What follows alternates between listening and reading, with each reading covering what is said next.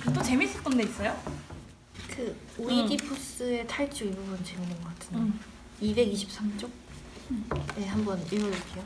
넉리의 이치를 알게 되면 일단 어떤 사람이나 사건을 보더라도 인연의 그물망 속에서 보게 된다. 인연의 그물망이란 아주 다양한 가치들의 범람이기도 하고 다른 한편 기존의 가치들이 무화되는 지점이기도 하다. 가족 삼각형의 정상성이라는 틀을 벗어날 수 있다는 의미다. 예컨대 자수성가한 자식의 경우 우리는 보통 부모가 무능하거나 부모복이 없는 자식이 그럼에도 불구하고 역경을 딛고 성공했다는 식으로 성공의 서사를 구성한다. 하지만 운명론의 차원에서 보면 전혀 다르다. 그렇게 운이 센 자식이 태어났기 때문에 부모가 파산을 했다고도 볼 수 있다. 반대로 부모가 너무 기가 세고 강한 경우 자식들이 제대로 자라기가 어렵다. 황제의 자식들이 그랬던 것처럼 또 크게 시련을 당했을 경우도 그게 전적으로 상대방 때문이라고 보기는 어렵다. 그렇게 보는 건 상대를 주체로 고정시키기 때문이다. 하지만 사실은 상대방도 자기도 모르게 어떤 상황을 연출하게 되었을 뿐이다. 저는 여기서 그런 표현이 제일 좋았던 것 같은데 계속 자기도 모르게 이렇게 된다. 이런 어떤 흐름과 인연 속에 있다. 이 말이 되게 편안하게 느껴지는 것 같아요. 뭔가 그러면 좀 원망하는 마음이 좀 덜 하게 되지 않아? 맞아. 그러니까 아 내가 이래서 그랬어 아니면 제가 저래서 그랬어 어. 이렇게 극단적으로 안 가고 그냥 이런 조건이 만나서 이런 사건이 벌어졌구나 그런 걸 보면 뭐 누구를 탓하겠어. 나도 모르게 이렇게 실수하게 되는 경우도 있고 내가 평소에 그러지 않는데도 되게 이상하게 그날 유독 이상한 활동을 하는 경우도 있고 맞아. 그때 딱 일진 보면은 과다한 날이라던가 아니면 없는 기운 들어온 날이라던가 이럴 때도 있고. 나는 몰랐는데 나도 모르게 남들을 엄청 비판적인 시선으로 보고 있었던 것 같아.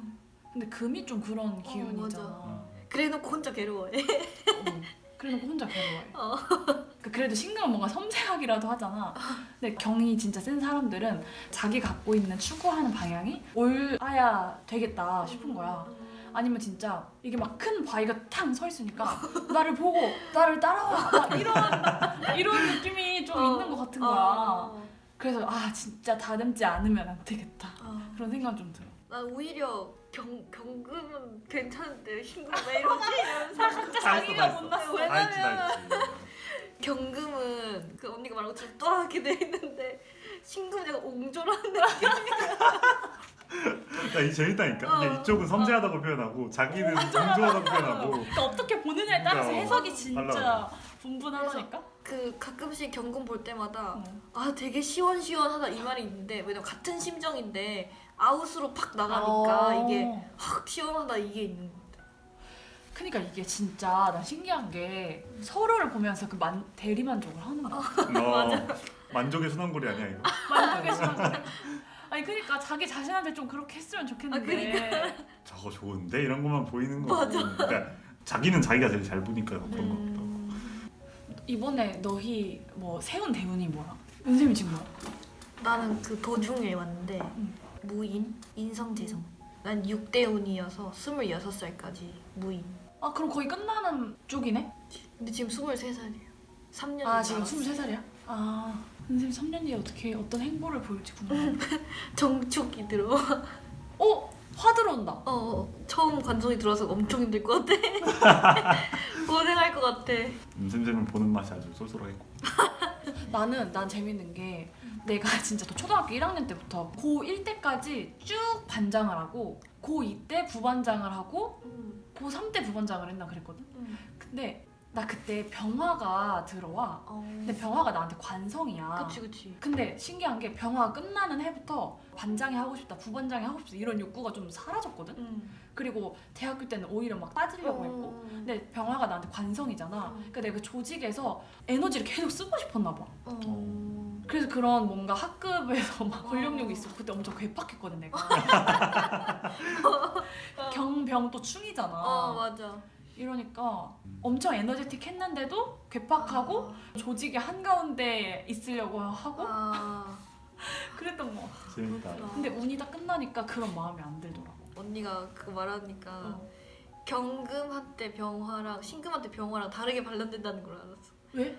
권력으로 됐잖아. 근데 신금은 관성 그 병화가 오면은 자기를 빛내주는 거니까 약간 뽐내는 욕망으로 가는 것 같아. 나는 권력욕보다 슈퍼스타 약간 아 진짜? 이런 느낌이 딱 더 있었던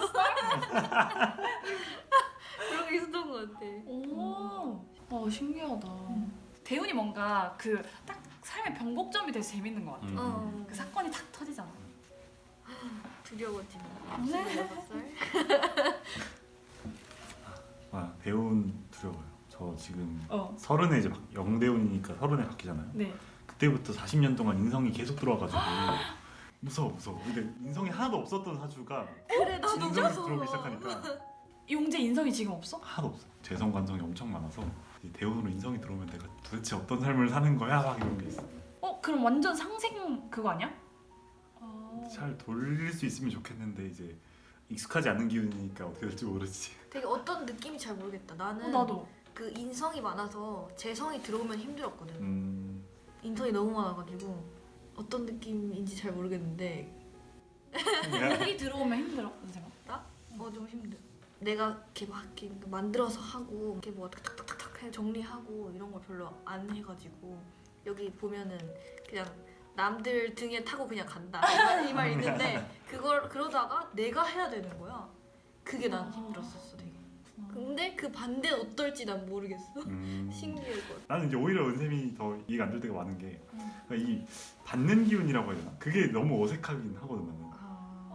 어른들도 그렇고 친구들도 그렇고 도와주러 오는 기운이 어색해. 되게 어색해서 어떻게 잘 받아야 될지를 잘 모르겠고 이런 게 좀 있고. 그러니까 인성이 많은 사람들은 나도 지지가 다 인성이거든.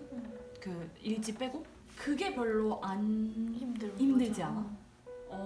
근데 용재는 그게 좀 어색한 느낌이. 힘이 많이 들고 감사를 표하는 일에도 힘이 많이 들고. 그렇구나. 어쩐지 고맙다고 할 때 목소리 톤이 달라지더라고. 고맙습니다. 하고 가버리더라고. 맞아. 우리는 그냥 선생님 감사합니다. 맞아. 이렇게 하고. 맞아. 그래서 그래. 힘들어서 그래. 그 에너지를 쓰는구나. 그리고 거기서 힘들어서. 써지게 되고. 그러니까 이제 더 그 관계 같은 것도 좀 이렇게 친밀한 관계들 말고 공적으로 엮이는 관계들 있잖아. 그런 게 오히려 좀 더 편할 때도 있고. 근데 확실히 용재는 주는 걸 잘하는 거야. 주는 데 익숙한 거. 그게 편해. 차라리 그게 편해. 차라리 그게 편해. 그게 어떻게 편해? 신기하네. 받는 게 편하지. 받는 거 너무 신경 쓸 게 많아가지고. 받는 게 신경 쓸 게 많다고? 와 진짜 다르다. 그래서 용기 옆에 있으면 저절로 받게 되는 거 같아. 은샘은 약간 주고 싶은 기운을 그럴 수 있어. 은샘이 주고 그래? 싶은 기운이 있어. 잘 받는 사람한테 주고 싶지 않아. 줄 때도 그런 것도 있고. 그냥 겁재도 있어가지고 뺏어서 뺏으면서 받을 걸. 진짜? 먹고 있으면 아주 이렇게 빤히 보고 강력한 있더라고. 사주야. 내 옆에 있으면 다 뺏겨.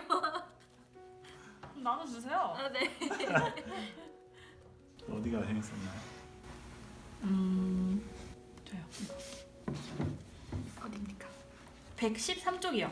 읽어볼게요. 맨 마지막 문장이에요. 운명은 어디까지나 몸을 통해 자신의 비위를 드러낸다. 그래서 운명을 바꾸려면 몸의 습속을 바꾸어야 한다. 주기적으로 습관적으로 앓는 질병들, 얼굴의 형태, 몸의 구조, 생리적 기전을 알면 이제 기질이나 개성도 드러난다.